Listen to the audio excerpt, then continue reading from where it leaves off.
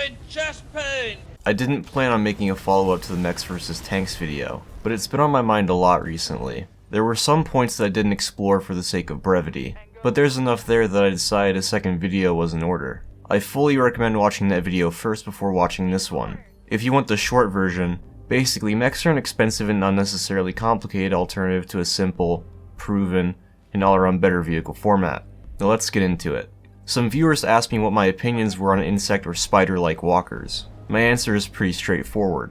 You get better stability and ground pressure, but you also increase the weight and massively increase the number of parts that could potentially fail. Now I'll talk a bit more about the efficiency that a tank platform provides over a mech. Since the tank essentially uses a wheeled system of movement, it can support more weight while also being faster. Think of it this way. You have to carry two 50-pound sandbags from point A to point B. Is it easier to carry both on your shoulders, or to lay them down in a cart and push them along? Pretty easy question to answer, right? The tank will be able to carry heavier weapons and more armor for the same amount of power. The tank will also do all that while providing a lower silhouette. There is also the problem of the square cube law. Basically, it means that the more you increase the dimensions of an object, the volume, and therefore the weight, increases exponentially. If you double the dimensions of an object, the surface area will be 4 times greater, but the volume will be 8 times greater. To put this into perspective, if you made a human-shaped mech that was 20 feet tall, it would weigh about 25 tons. If you made a mech that was 25 feet tall, it would weigh about 50 tons. And if you increased that height to 40 feet tall, it would weigh a whopping 210 tons. These weights roughly represent how much a mech would weigh before adding armor, weapons, and ammunition into the equation. But it gets worse. While the object's weight and volume increases, its ability to support itself diminishes. This is because an object's strength is related to its cross-section. If we double the dimensions of an object again, its cross-section, also known as strength, will increase by a factor of 4, but its volume and weight will increase by a factor of 8. While the object does have more strength overall, its strength to weight ratio is now lower. This is why smaller animals can jump many times their own height, and some of the largest animals on Earth can barely do more than walk and run. So to make a mech with the same armor and firepower capabilities as a tank would require a very large mech, which would in turn negatively affect its strength and mobility.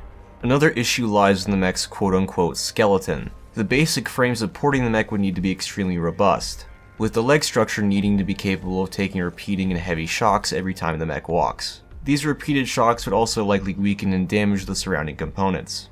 One point that was often brought up in the comments of the last video is a mech's ability to sidestep. I have my reasons for doubting that this method of traversal will be much faster than having a tank pivot in place before driving in the other direction. For one, sidestepping even as a regular human isn't particularly fast or graceful. Now add the aforementioned issues with strength and speed into the equation. Not to mention that, at least in battletech, mechs can't sidestep. Their legs aren't connected to their hips in the ball joint, so they have to rotate their lower half in much the same way a tank would have to rotate its hull. Secondly, this would only be advantageous in an incredibly particular circumstance. The only way I can imagine sidestepping being of any use is if a mech was walking down a street, got ambushed, and sidestepped into an alley or side street. If a tank got into the same position, it could either reverse quickly while laying down a smokescreen, or drive forward/reverse and use the momentum to swing around a corner. People often wrote, if a mech could have an energy shield or other device, it could be practical. The problem with this line of thinking is that, if you can mount it on a mech, you can most certainly mount it on a tank as well. One exception to this is Myomer, the mechanical muscle bundles that battletech mechs use to propel themselves. But Myomer has its own issues, namely that it would produce a massive amount of waste heat with not enough surface area to disperse it. This is something that is actually modeled in the game. And the second being that having a bunch of individual muscle fibers doesn't seem like much of an improvement over a bunch of motors, at least maintenance-wise.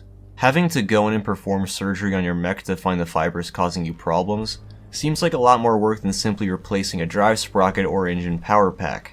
There's also the issue that muscles are pretty fragile in general. If a battle mech's arm or leg was hit even once, the limb would likely be uncontrollable from there on out. In an age where mechs could be possible, mankind would likely have the ability to drop tanks and mechanized forces anywhere on a planet.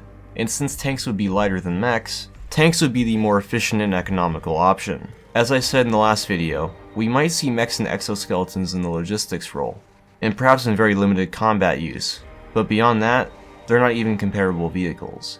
As always, I hope you guys enjoyed the video.